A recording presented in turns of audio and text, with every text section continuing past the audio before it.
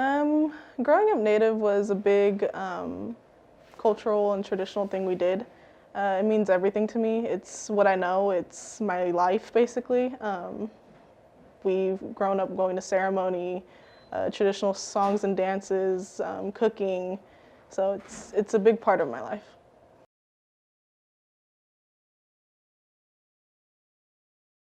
From me traveling with Snack and being a voice for Sacramento youth sometimes, it's portrayed as we aren't here anymore to me. I have been asked why are we here in San Diego because people realized we didn't look like we were from here. I said, we're here for a Native Youth Conference, and they'd be like, what do you mean Native Youth? And we're like, well, Native American Youth. And some lady told me, oh, I didn't know you guys were still here. I was like, yeah, we're everywhere. So to society, it's very underplayed, I feel like.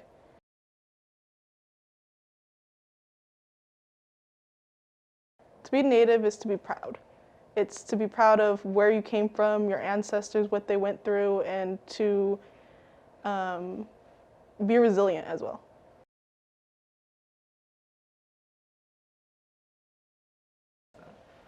It was hard for a while once I got into high school and things because school didn't let me take time off to go to ceremony.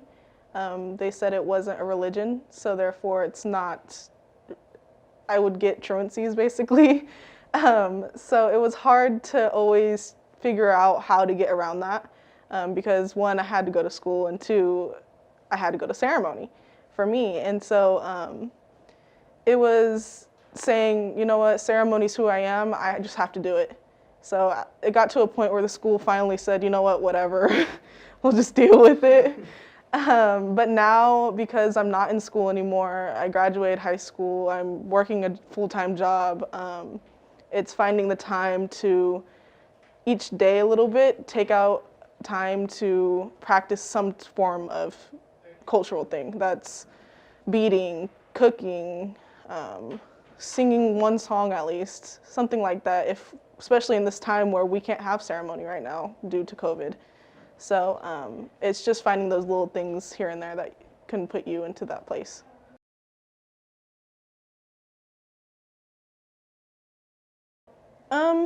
Yes and no. One thing is seeing these I've done missing and murdered Indigenous women's walks and marches and stuff like that. I've participated in all the protests, and it's seeing the resilience in everyone that makes me want to do the same. Also, just being able to be a part of something that's bigger than itself now. Being a part of not only a community, but it feels like a family. When you see a Native person, you're like, hey, that's my cousin, but even though they may not be your cousin, it's a big family to me, honestly.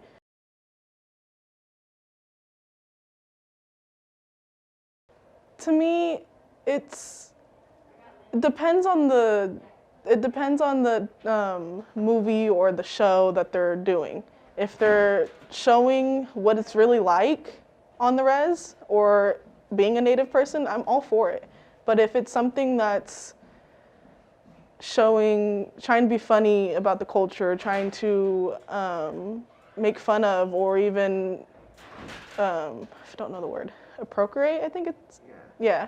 Trying to do that to the Native culture, it's not okay with me. But it all just depends on the way it's being portrayed.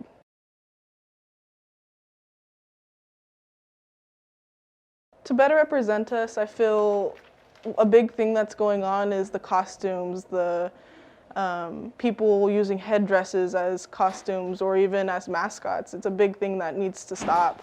It's something that needs to be respected in a way, and that's a big thing that can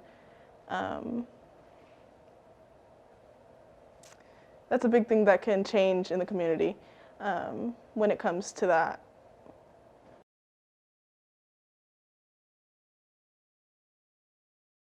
It matters because it makes who you are.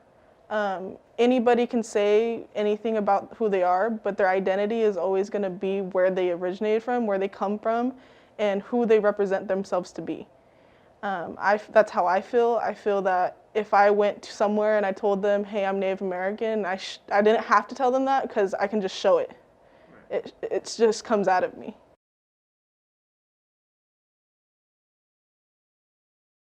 The family. It's the community that we have. It may be small in your area, it may be big, it may be non-existent sometimes, but it's when we all come together, we're able to show that we're united, we're not separated or anything like that. Even though we're from different nations or different areas, we're all still one.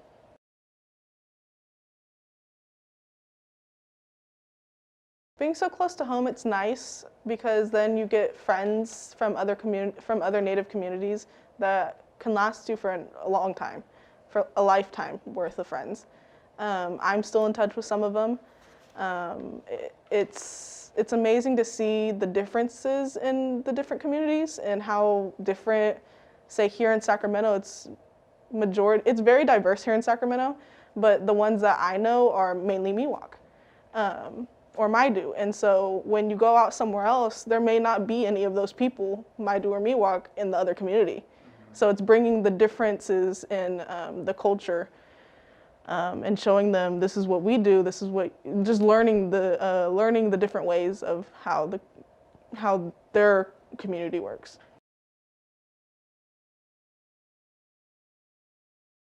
That is, to me, I have had family members who have done that. I myself have done that.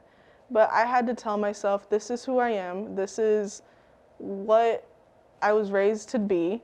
This is something that I love. If you love it, if you want to put yourself all out there and with your culture, with your traditional dances, your regalia, your cooking, your whatever it is, then put yourself out there. There are going to be people who want to backlash at you or don't want you to show that, but it's the resilience in your ancestors that show out in you, of you showing them what you are and who you are. So it's to be proud to be Native.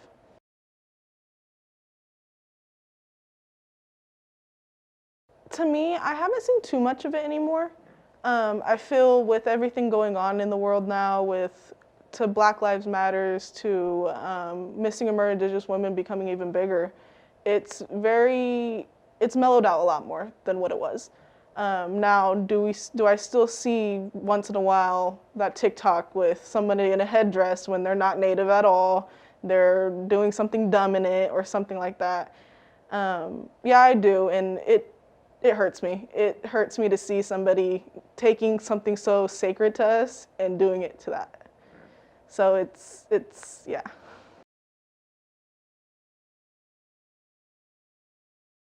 For me, social media doesn't play too much into it, only because I'm more into the traditional way of, we don't really take photos in our regalia, we don't really take photos of like that. Now, when it comes to beadwork and stuff like that, okay, yeah. But when it comes to things that are more sacred to me, and like when it comes to my regalia, when we're at the roundhouse, when we're doing those things, I don't take too many photos. Do I post about it saying, hey, I'm here at ceremony, blah, blah, blah? Yeah, but it's not I try not to put my life out there like that when it comes to my cultural things, only because I am scared of backlash. I am scared of somebody asking me or telling me, why are you doing that? So.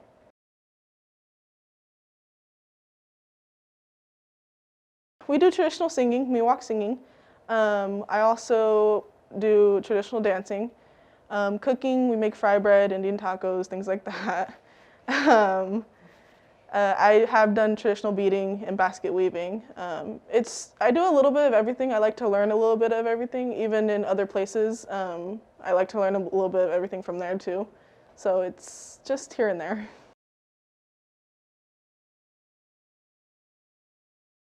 It's mainly for Native youth growing up in the city. When it comes to people telling you, oh, I've gotten this from other Native people. You're not res enough, or you're a city girl or city boy. That's not true. Yes, I grew up in the city personally. Do I go back to my res once in a while? Yes. Do I visit my family there? Yes. Am I somewhat not like them? Sometimes. But that's just who you are. It's a personal thing. So don't let them say that about you. Nobody is the res, basically. The res is the res. Like, you can't put the res into words. And nobody can take that from you as well.